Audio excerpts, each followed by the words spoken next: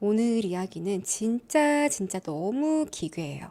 배경도 좀 이상하고 벌어지는 상황도 이상하고 등장인물들이 여러 명 나오거든요. 하나하나 다 이상해요. 이해가는 구석이 별로 없었던, 일단 배경은 영국이거든요. 영국이 진짜 특이한 사건들이 많아요. 근데 거기다가 영국에서 벌어진 일본인 가족 이야기예요. 일본 하면 또 정말 특이하고 막 기괴한 사건들 많으니까, 그래서 영국의 특이함과 그 일본의 기괴함이 만났다. 영국 노스 요크셔주에 햄슬리라는 마을이 있어요. 인구가 한 1,500명 정도고 되게 작은 마을이죠. 근데 이곳은 풍경이 아름답기로 유명해요. 햄슬리 성 같은 역사적인 건물들이 있고 아기자기한 골동품 가게가 쭉 늘어져 있는 그런 예쁜 마을이에요. 이곳에 2018년도에 한 가족이 살고 있었습니다. 76세 여성, 가운데 있는 어머니예요.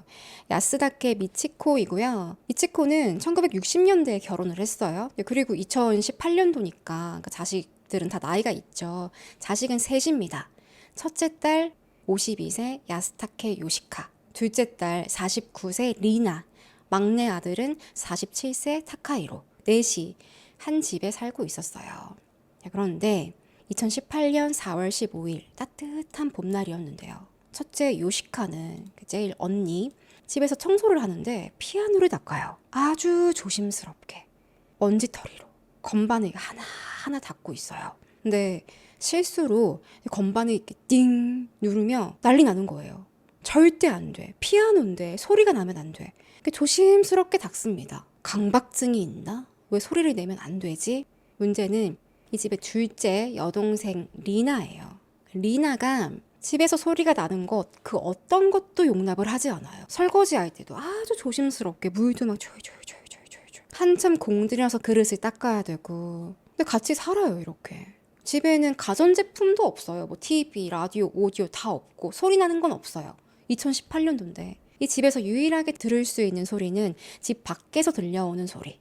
새소리, 사람들 다니는 소리, 자동차 뭉 하고 지나가는 소리. 집 안에서 나오는 소음은 전혀 없습니다. 이게 다 리나 때문이에요. 리나는 둘째입니다. 무슨 소리만 들렸다 하면 그냥 막 확 하면서 사사고를 뿜었다고 해요. 도대체 왜 어떤 사람이길래 가족들이 힘들게 하는 건지 이 가족에 대해서 알아볼게요. 자, 어머니 미치코는 일본에서 결혼을 하고 자식을 낳았어요. 근데 얼마 안 돼서 이혼을 하고 나중에 영국인 화가 피터를 만납니다. 그렇게 1970년대에 영국으로 이민을 왔는데 그 이후에 피터랑 이렇게 헤어진 건지 뭐 이혼을 별거를 하는 건지 뭐 어떤 관계로 지냈는지는 밝혀지지 않았어요. 일단 2018년도에 이 사건이 벌어졌을 때 피터는 같이 살고 있지 않았습니다. 집에는 70대 어머니랑 자식들 셋, 이렇게 네 가족만 살았어요. 자식들이요 엄청 똑똑했대요. 삼남매 다. 일단 첫째 요시카는 피아니스트로 성공을 해요. 런던의 로얄 컬리지 오브 뮤직에서 피아노를 배웠고 상도 꽤 많이 받았고요. 나중엔 왕족들이 귀족들이 참석하는 그런 공연장에서 연주한 적도 있어요. 근데 50대가 된 지금은 피아노를 치지 않아요. 뭐 여러 가지 이유가 있었을 것 같긴 한데 그 중에 동생 리나가 싫어한다. 집에서는 피아노를 칠 수 없다. 자, 그리고 리나도 엄청 똑똑했습니다. 리나가 영국에 위커메비 스쿨이라는 사립학교가 있어요. 영국 사람들이 이름만 들어도 다 안다고 하더라고요. 이 학교 나왔다? 그럼 너 공부 잘했네. 이런 학교예요. 리나는 여길 다녔어요. 장학금도 받으면서 공부를 엄청 잘했대요. 일단 일본어, 영어 당연히 완벽하게 하고 그리스어, 라틴어 술술술 다 구사해요. 졸업 후에는 명문대 케임브리지에 입학을 합니다. 여기서 고전학이랑 언어학을 공부했어요. 대학에서도 장학금 받고. 리나가 얼마나 머리가 비상하고 똑똑하냐면 언어학 공부를 하면서요. 자기만의 언어를 만들었어요. 단어도 있고 문법도 만들고 실제로 사용 가능한 언어라고 합니다. 리나어를 만든 거죠. 이름을 이렇게 붙였는지 모르겠지만 리나어예요. 리나만 말하고 알아들을 수 있는 언어. 또 대학교 때부터는 그림을 그리는데요. 그림까지 너무 잘 그려요. 미술계에서 입소문 타고 아름아름 찾아오는 거예요. 리나 그림 사겠다고. 제가 리나 그림이 어떤 건가 검색을 좀 해봤는데 이게 사진으로 남겨진 건 없더라고요. 아무튼 사람들이 대기도 걸어놓고 다들 리나 그림을 기다렸다 이런 기사가 있기는 해요. 그렇게 이 업계에서는, 미술 업계에서는 리나가 미래의 거장이 될 유망주다. 기대가 상당히 컸어요. 근데 이게 이렇게 당연히 화가로 나갈 줄 알았는데 어느 순간 뚝 끊겼어요. 그 커리어가. 꾸준히 활동하는 그런 화가가 되진 않았습니다. 근데 혼자서 계속 그림을 그리기는 했대요. 그리고 무엇보다 리나가 성격이 정말 특이해요. 가족들, 엄마랑 언니, 남동생 전부 다 리나 저 문제 있다. 인격 장애다라고 했거든요. 그러니까 이게 성격이 그냥 좀 못됐다, 고약하다, 더럽다 이 정도가 아니라요. 나중에는 이렇게 리나 마음속에 이렇게 심연에 막 무언가가 꿈틀대는 것 같은 인간으로서는 절대 담아선 안 되는 그런 엄청난 기운을 가지고 있어. 그 정도였어요. 가족들이 봤을 때도. 일단 모든 일 하나하나에 히스테리를 부려요.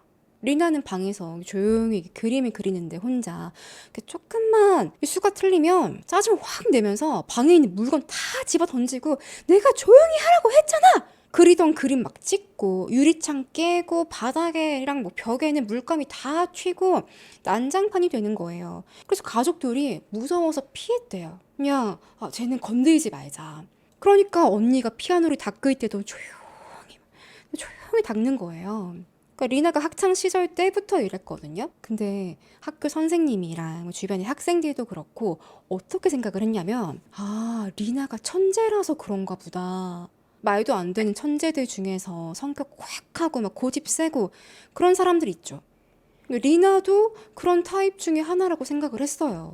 가족들은 너무 힘들어요. 리나가 이러면 다 같이 힘든데 같이 사는데 그러면 엄마도 뭐 그 당시 피터 새아빠가 있었는지는 알 수가 없지만 어릴 때부터 아이가 이런 행동을 했다면 뭐 등짝을 한 대 때리든지 훈육을 하든지 병원에 보내든지 뭔가 조치를 취했어야 하는데 괜찮아지겠지.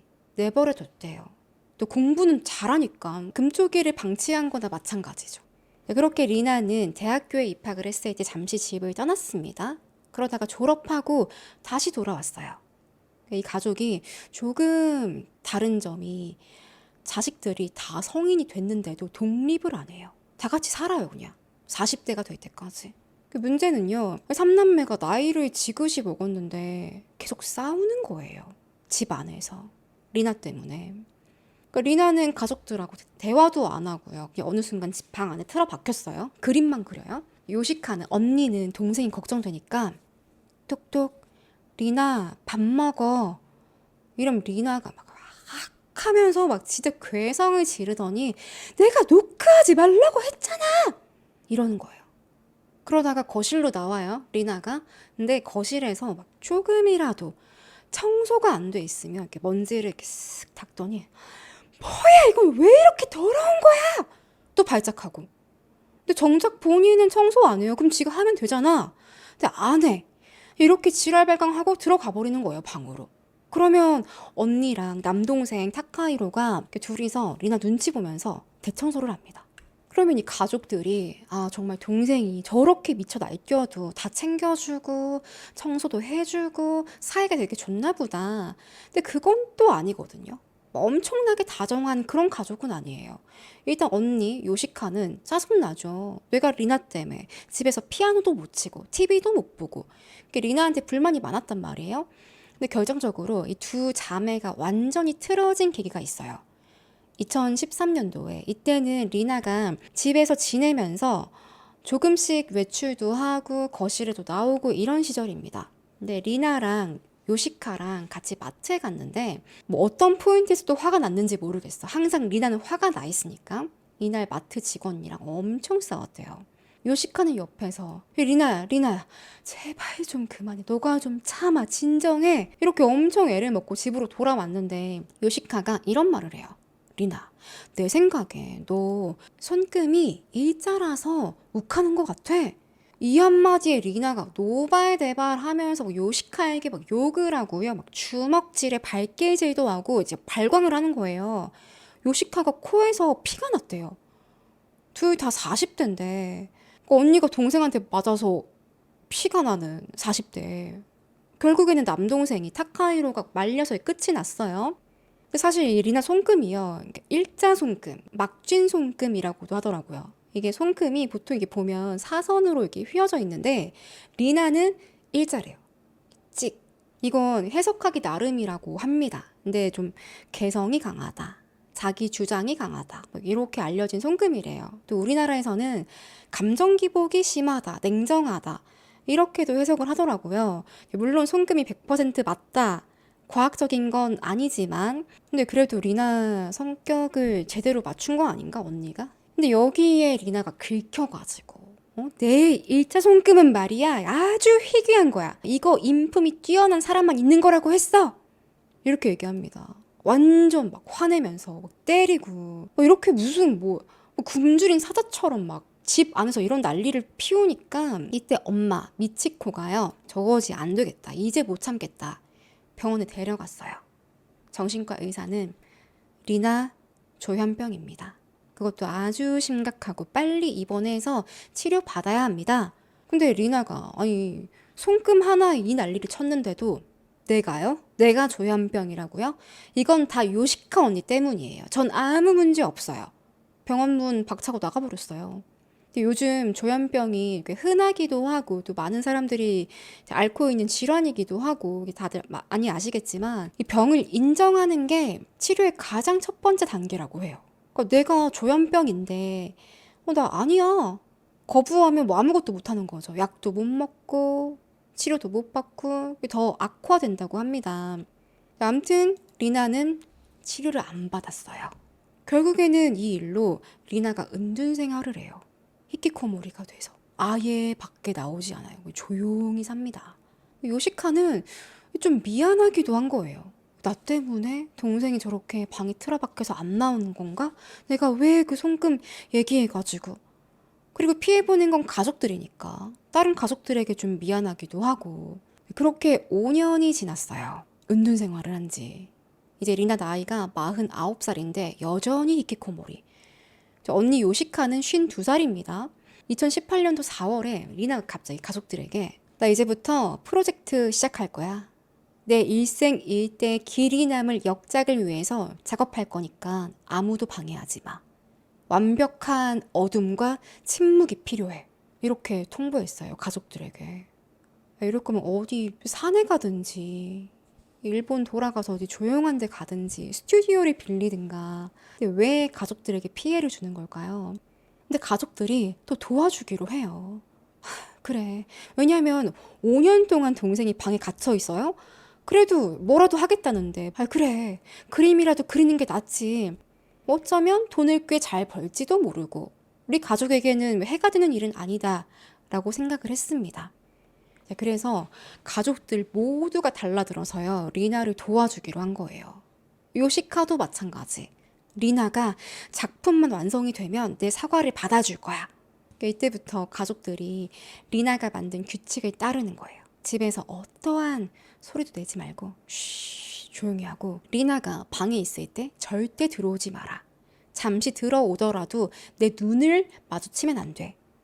심지어 가족들이요. 다른 사람들을 만나고 대화하는 것도 금지시켜요. 아니 가족들은 밖에 나가서 일도 하고 누구 만나고 할 수 있잖아요. 이것도 안 돼. 금지. 또 책을 하나 주면서 앞으로 내 언어로만 쓸 거야.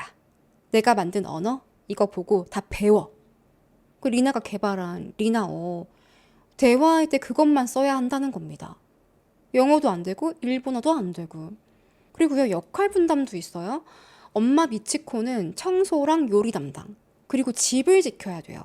이 집에 나 혼자 두면 혹시 도둑이 들어서 내 작품 훔쳐가면 어떡해? 엄마는 항상 집을 지켜.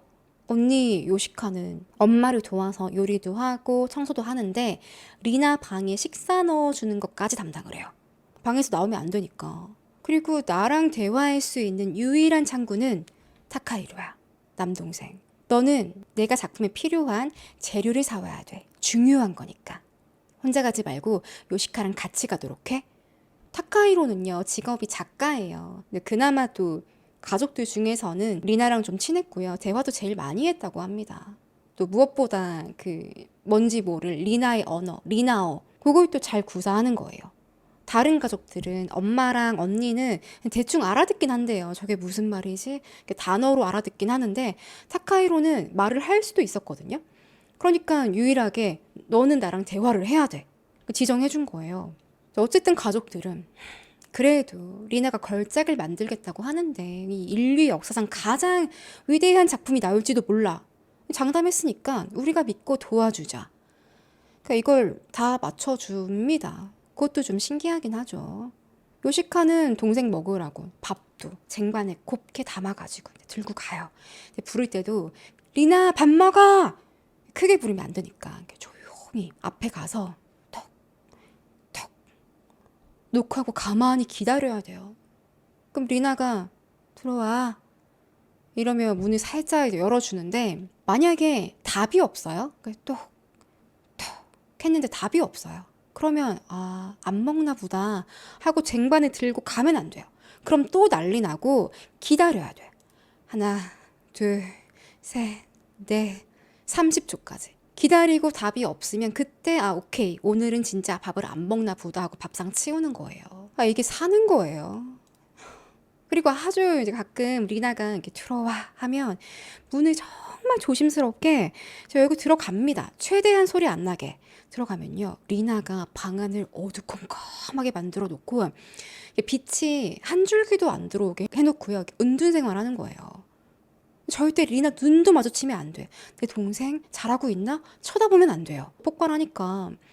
요시카는 조용히 쟁반 들고 이렇게 가서 내려놓고 먼저 번에 리나가 먹은 밥상 있죠. 그 그릇들 챙겨서 나옵니다.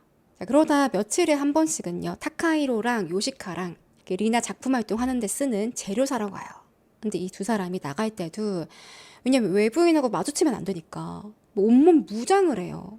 집에 나설 때 얼굴에 일단 마스크 쓰고요. 모자 쓰고 거기다 후드까지 이렇게 푹 눌러 쓰고 무장을 하는데요. 아니 뭐 연예인처럼 알아보는 사람도 없는데 거의 뭐 이거 이런 거 그때는 코비드 터지기 전인데 뭐 이런 걸 쓰고 다 쓰고 모자 쓰고 가는 거예요.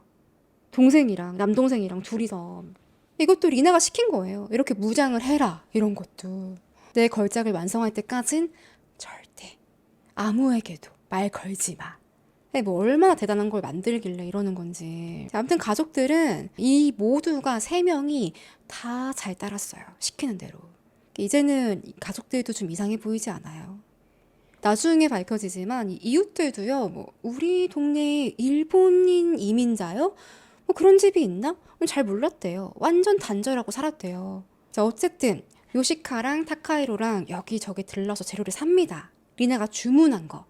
그 중엔 뭐가 있냐면 약국에서 파는 외과용 알코올이 있어요. 그리고 책도 하나 사는데 중고 서점에서 손금으로 미래를 보는 법 이런 책도 삽니다. 그게 언니랑 그렇게 손금으로 싸운 게 5년 전인데 아직도 이렇게 손금이 앙금으로 남아 있었나 봐요. 그렇게 남매는 둘이서 모자 뒤집어 쓰고 가는데 점원이랑 눈도 절대 안 마주치고요. 결제만 하고 도망치듯이 막 오는 거예요. 그렇게 집에 들어오면 또 한 가지 룰이 뭐냐? 집 열쇠 있죠. 이걸 아무도 챙기지 않아요. 외출할 때. 왜냐면 리나가 열쇠? 아니, 그거 들고 나갔다가 잃어버리면 어떡해? 우리 집에 몰래 들어오면? 내 작품 훔쳐가면? 그래서 외출할 때도 열쇠 안 가지고 나가고 문은 잠궈야 하니까 엄마 미치코가 항상 집에 있는 거예요. 그럼 도착해요. 밖에서. 현관문을 띵동 초인종 누르면 안 되죠. 톡, 톡, 톡. 딱 엄마만 들을 수 있는 그 데시벨로 노크를 하는데요. 그 미치코가 문을 열 때도 그냥 여는 게 아닙니다. 2중, 3중, 4중 잠겨 있고 이거 일일이 손으로 다 열어야 돼요. 그렇게 남매가 외출했다가 들어오면 그 재료들 있죠? 리나 방문 앞에 살포시 둬요.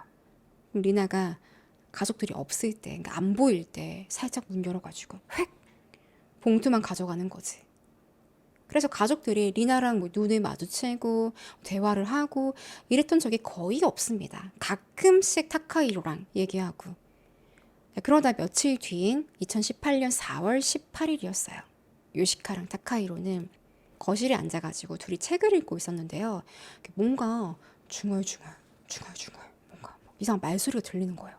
타카히로는 이거 리나 방에서 나는 소리인데? 리나 방에 뭔 소리가 나나. 이렇게 문에 귀를 갖다 댔어요, 살짝. 거기서 계속 뭔가 중얼중얼 이래요. 타카히로가 아주 조심스럽게 문을 살짝 열었어요. 미세하게.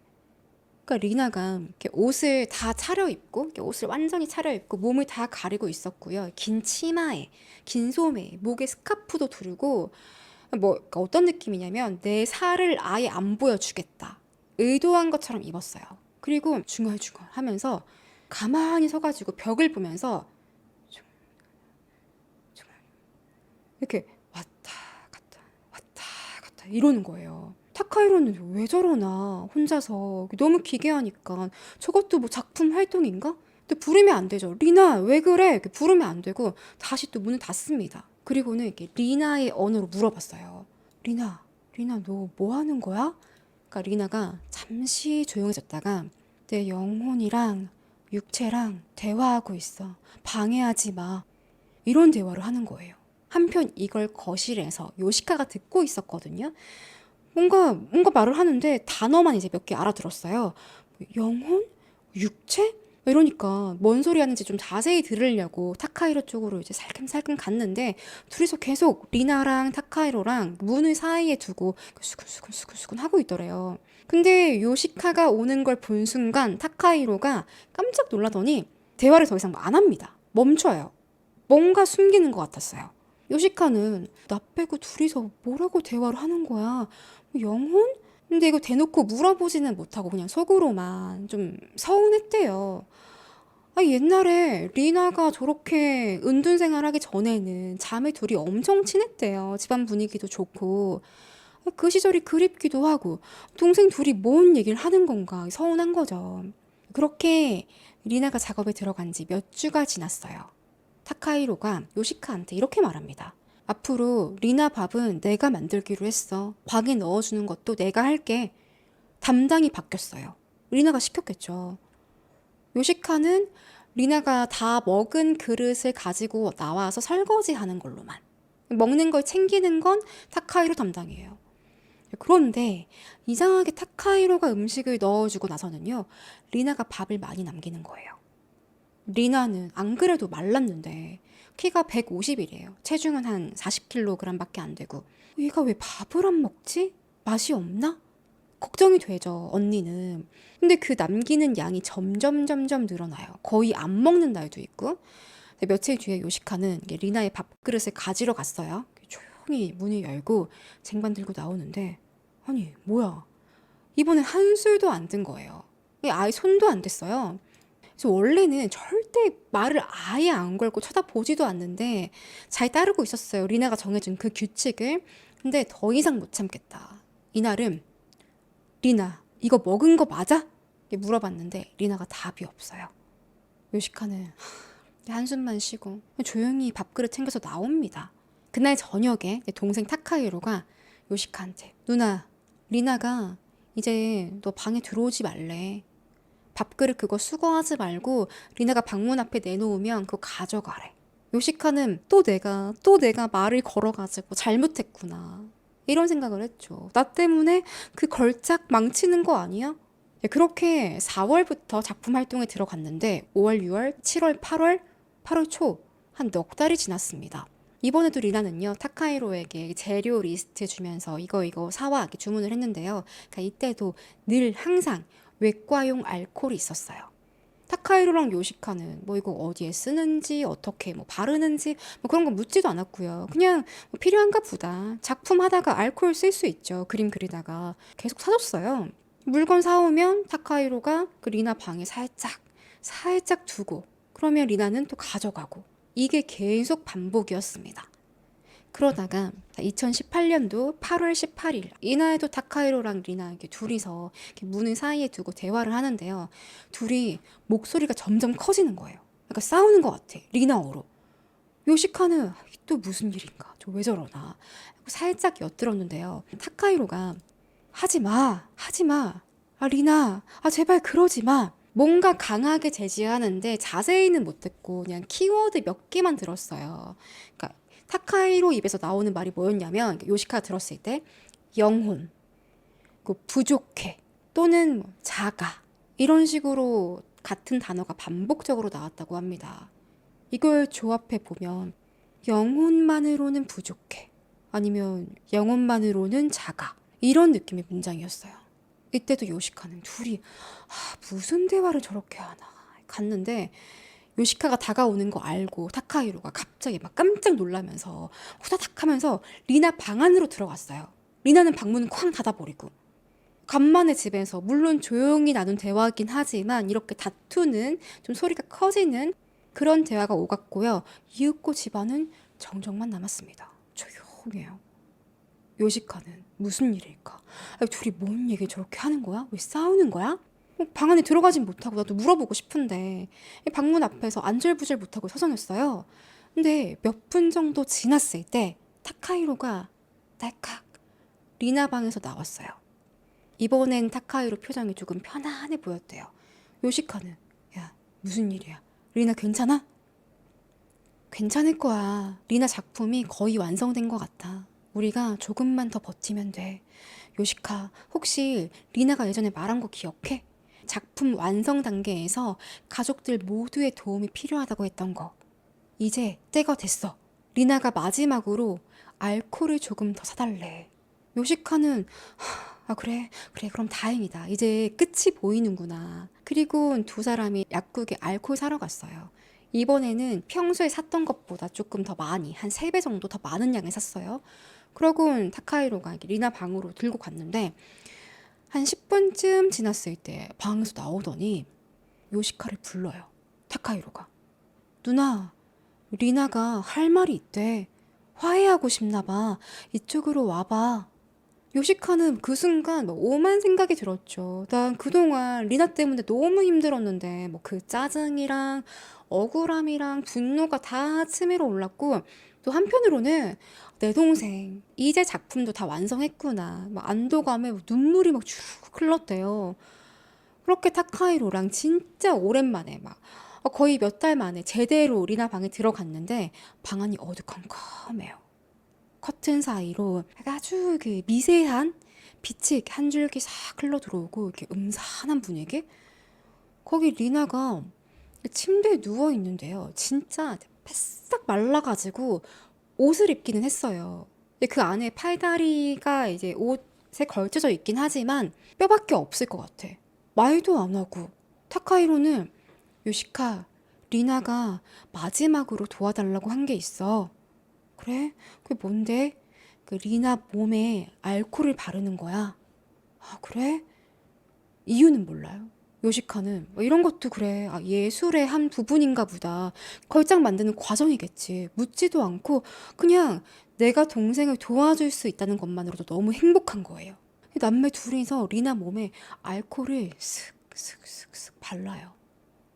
그리고 조용히 밖으로 나왔는데 이 작업을요, 리나 몸에 알코올 바르고 떨어지면 약국 가서 또 사오고 또 바르고 이걸 여러 번 반복합니다. 며칠에 걸쳐서. 그렇게 한 달이 지났어요. 9월 25일이 됐는데 누나 이제 리나 작품이 다 완성된 것 같아. 요시카는 너무 기뻐가지고 그래? 그러면 리나 곧 방에서 나오는 거지? 그럴 거야. 곧 있으면 나올 거야. 우리 조금만 더 참자. 요시카가 이제 간만에 이제 몇 년 만에 너무 행복해가지고 이번에 큰 결심을 하나 합니다. 내가 리나를 위해서 피아노를 연주하자. 원래 리나는 언니가 피아노를 치면 노발대발 하는데 이제 약간 방에 들어오라고도 하고 부탁도 하고 내 연주를 들으면 기뻐할지 몰라. 조심스럽게 벤치에 앉았어요. 피아노 뚜껑 열었어요. 요시카는 정말 몇 년 만에 꽃의 왈츠를 연주합니다.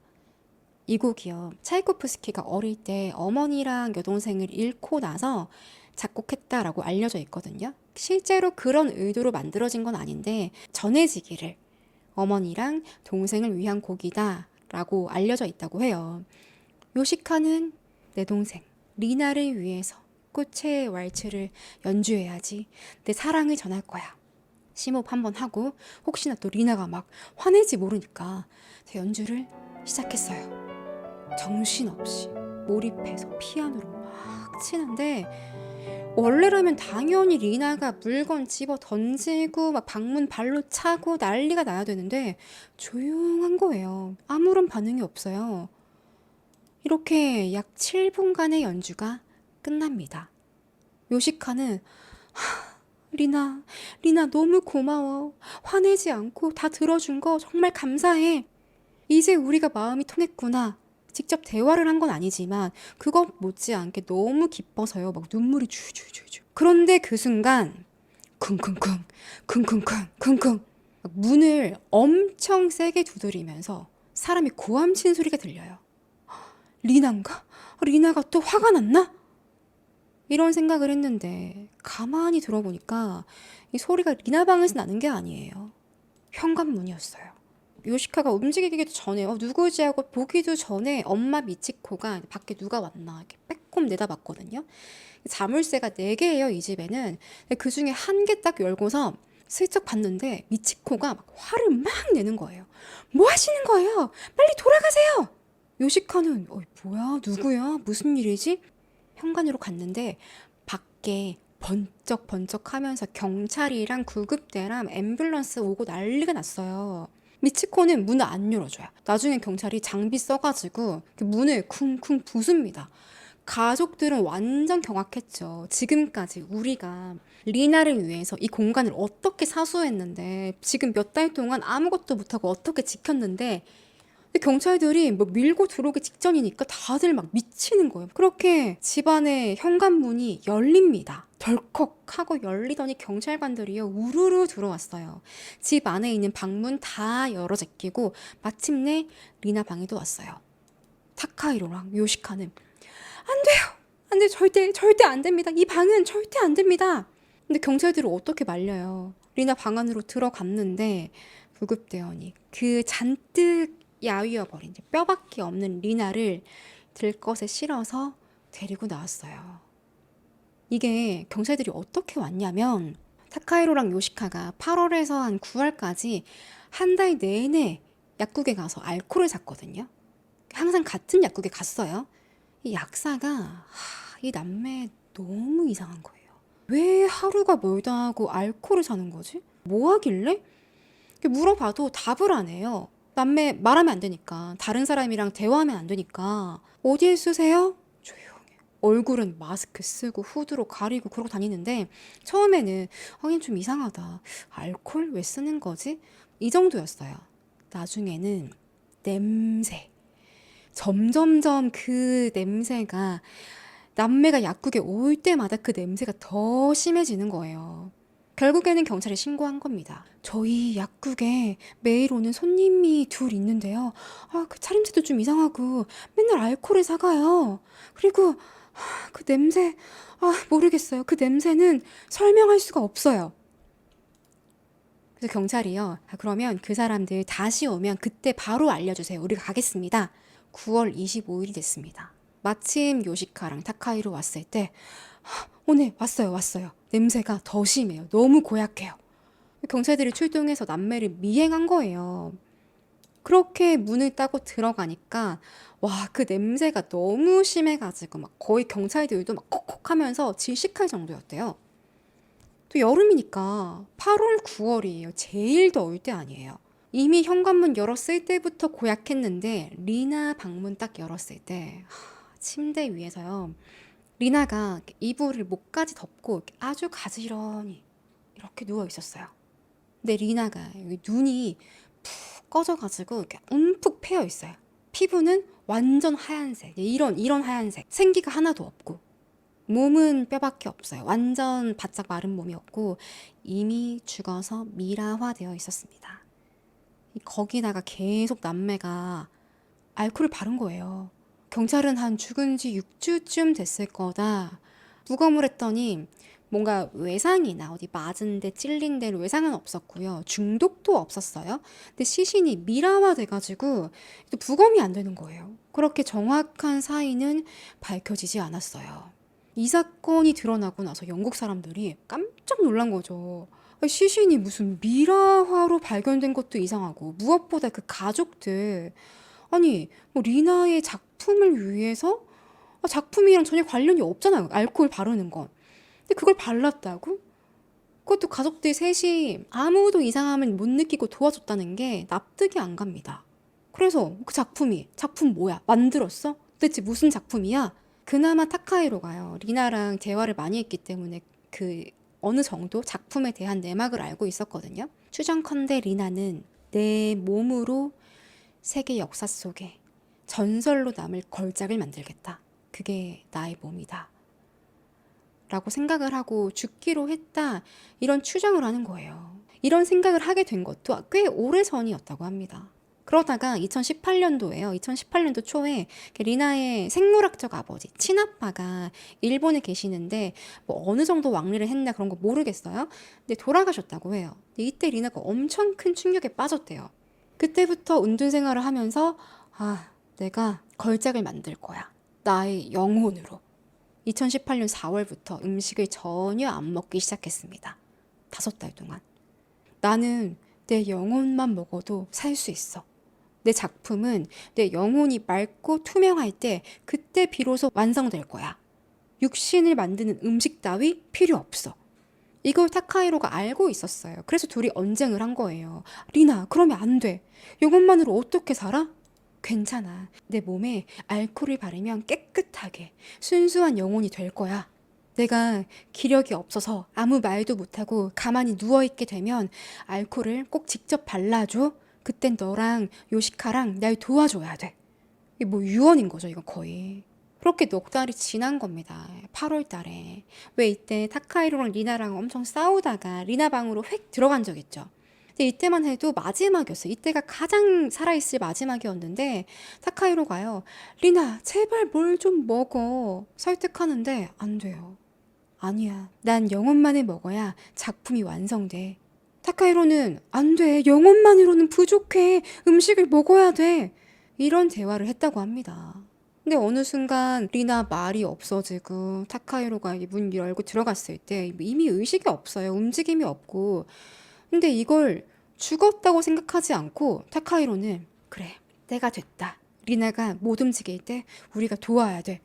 이렇게 알코올 사와서 요시카랑 같이 발랐대요. 심지어 이 남매는요, 엄마도 마찬가지였어요. 죽었다고 생각을 안 했대요. 이게 리나의 영혼이다.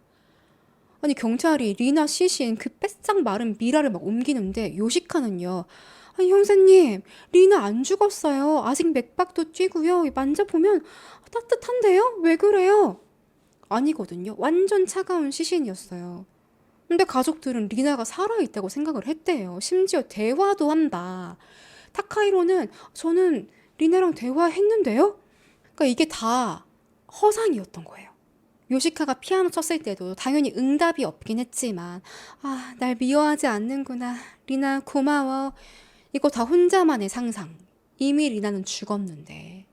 이 세 가족들 모두 다 엄마 미치코까지 이 모든 과정이 리나의 뜻이다. 리나의 작품을 위해서입니다. 라고 주장을 합니다. 그러니까 수사팀은요. 일단 이 셋을 시신을 제대로 처리 안 했죠. 그래서 시신 매장 절차를 무시한 혐의로 기소를 하거든요. 수사를 해야 되는데 여러분 대화가 될까요? 안 돼요. 말이 안 통해요. 아니 뭐 리나만의 그 리나어가 있다. 그걸로 대화를 하면 리나랑 내가 대화를 할 수 있다. 아니 그리고 리나 시신 지금 영안실에 있는데도 아니에요. 살아있어요. 제가 가서 리나어로 얘기하면 돼요. 막 이러니까 무슨 대화를 하고 무슨 수사를 해요. 그래서 경신감정을 받아요. 결과는 수사팀이요. 이 가족들 기소를 모두 취소합니다. 이 상태로는 재판을 받을 수가 없다. 이 재판장에 앉아있을 수 있는 능력이 없다는 거예요. 아예 의사소통 불능. 의사한테도 그랬대요. 요시카는 리나 저랑 대화도 했는데요? 왜 죽어요? 확신에 차 있었대요. 그것도 본인 상상만의 대화인 거지. 근데 안 죽었다고 생각을 하는데 그럼 알코올은 왜 바른 걸까요? 왜 미라화가 되는 걸 지켜봤을까요? 그것도 좀 논리가 안 맞는 것 같긴 하고. 아무튼 결국에는 아무런 처벌 없이요 그냥 풀려났습니다. 심지어 지금 햄슬리에서 그 집에서 살고 있대요. 지금도. 아니 가족 전체가 하나같이 한 번에 그럴 수 있나? 그게 제일 기이한 거예요. 진짜 기괴하죠. 저는 처음에 이거 약간 미스터리인가? 이러다가 약간 미스터리? 이렇게 끝나나 했는데, 너무 충격이었어요. 그러니까 이게 천재와 광기의 경계는 한 끗 차이다. 뭐 종이 한 장 차이다. 이런 말 하잖아요. 그러니까 리나도 분명히 비상한 두뇌를 가진 건 맞아요. 되게 똑똑했고 자기 언어 리나어 만들 정도면 얼마나 머리가 비상하겠어요. 근데 뭔가 자기도 통제할 수 없는 그런 광기가 있었던 거죠. 그리고 또 광기가 오랫동안 지속이 되면 어느 순간에는요, 그게 정상처럼 보일 수 있대요. 아까 사이비 종교 얘기하신 것처럼. 그래서 가족들도 이제 리나가 하는 말이 이상한 언어 규칙들 다 받아들인 거예요. 리나가 하는 말이니까. 리나의 작품을 위해서든 뭐든 할 수 있어. 그러니까 이 가족 중에 한 명만 정신 차렸어도 이렇게 사람이 죽는 상황까지는 막았을 텐데. 한 가지 걱정인 게 이 가족들이 치료를 잘 받았을까? 아직 그 집에 살고 있다 하니까 이웃들도 얼마나 걱정될 거 아니에요. 또 방치하다가 뭔가 또 다른 사단이 벌어지는 거 아닌가 싶은데 좀 치료를 잘 받았길 바랍니다. 오늘 사건은 여기까지예요.